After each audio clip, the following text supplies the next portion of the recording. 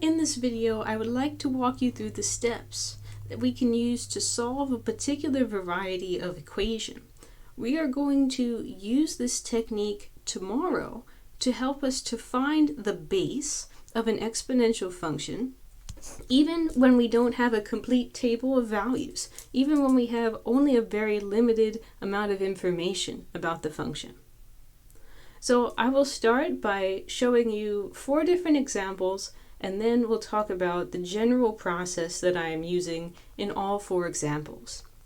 So, assuming that b is a positive number, solve each of the following equations for b. And the first one that we're given is we want to find a number so that b to the power 3, b cubed, is equal to 8. Now, here is a very good and useful principle. You can cancel an exponent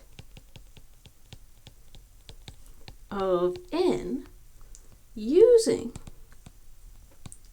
an nth root. So what do I mean? I mean to say that if I want to get rid of this exponent 3, in order to isolate b and solve for b, I can get rid of that 3 by applying the cube root to both sides. Index of 3, exponent of 3. And whatever you do to one side must, of course, also be done to the other side. So then this exponent of 3 and this third root will cancel each other out, and we get b is equal to the cube root of 8. Now that's fine, and that's all well and good, but let's think about how we can use our calculator to find this number, even if the number is a big mess. And the key is to type into the calculator the following: 8, the radicand, the number under the root, then this caret symbol, and then in parenthesis 1 divided by 3. What we're using is the fact from 9.8 that having a third root is the same thing as an exponent of 1 over 3. Now you can type this into your TI-83 or 84. My TI-84 is actually trapped in the office, and I cannot retrieve it. So let me use the scientific calculator that comes with Windows 10. I'm going to hit the button 8. I'm going to hit the exponent button. I'm going to hit left parenthesis, and then 1 divided by 3, close parenthesis. And I'm going to hit enter. And after I hit enter, it tells me that 8 to the power 1 divided by 3 is equal to 2. Therefore, in this first problem, the solution that I'm looking for is b equals 2. And we can confirm, yeah, 2 to the power 3, 2 times 2 times 2 is in fact 8. So this checks out. We can also confirm that b is a positive number, so that's correct as well. Okay, so still assuming that b must be a positive number, let us solve b to the 4th power equals 81. Now, just as in the previous example, our goal is to eliminate that exponent of 4. So let's apply the 4th root to both sides.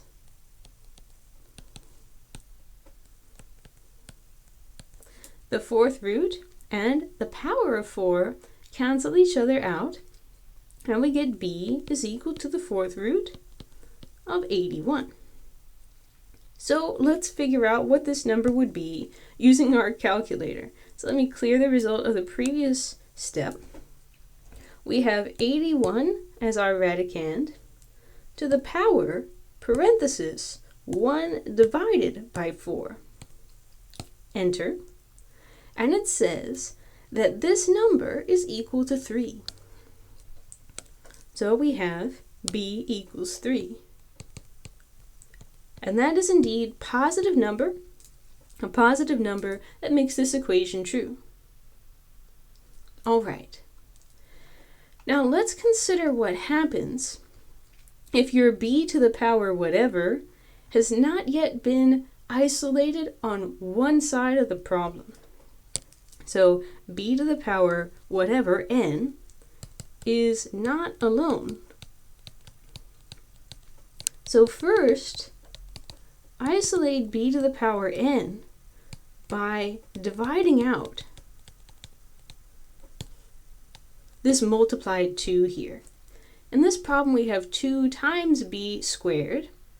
I want to isolate b squared, so I'm going to get rid of this multiplied 2 by dividing both sides by 2. And that leaves me with b squared equals 25.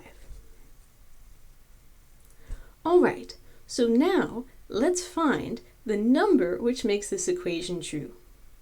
You may want to do it using the calculator, or you may want to do it by hand, but I think that if we take the square root of both sides, then we will get the value of b.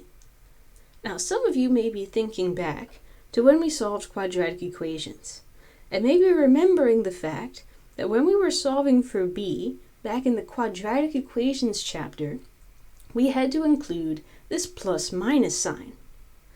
So the question is, why did I not include the plus minus sign this time?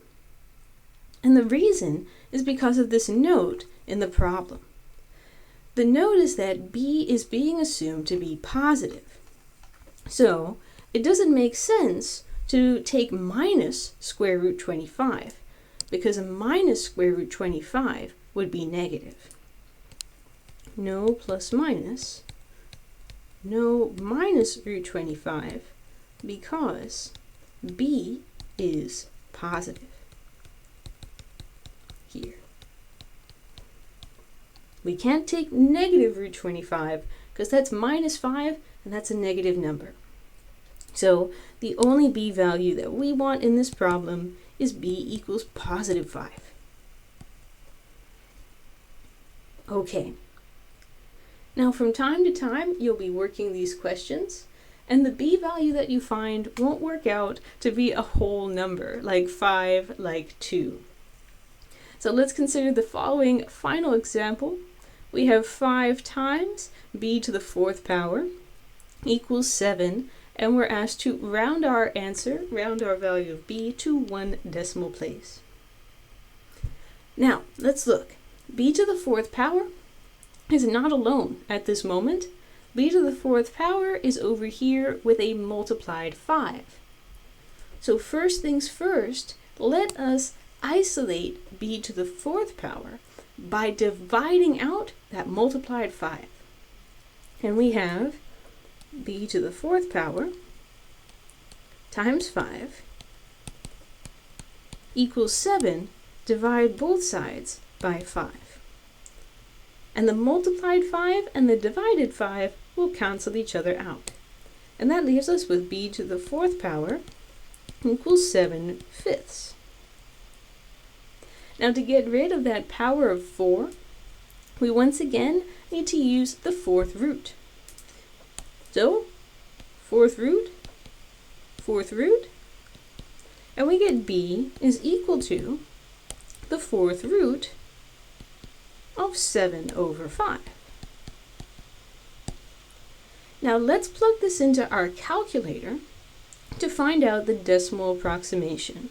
So in the calculator, what I'm going to plug in is the number 7/5 in parenthesis raised to the power 1/4.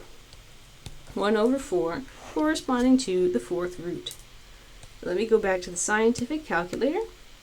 Open parenthesis, 7 divided by 5, close parenthesis. Whoops. 7 divided by 5, I say. And then let's raise that to the power, parenthesis 1/4, close parenthesis, and hit enter. And it says that for our problem, The base is given by 1.087757 and so on.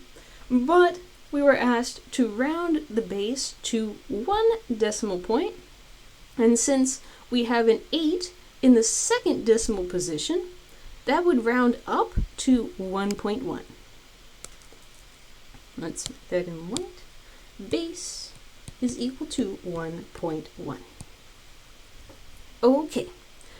So what process have we used in general? The general process to solve an equation of the form number times b to a power equals number. There's 2 steps.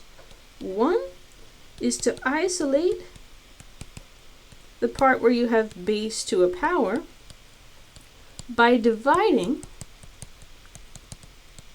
both sides of the equation by a here, by this multiplied number in front of the exponential b to the n.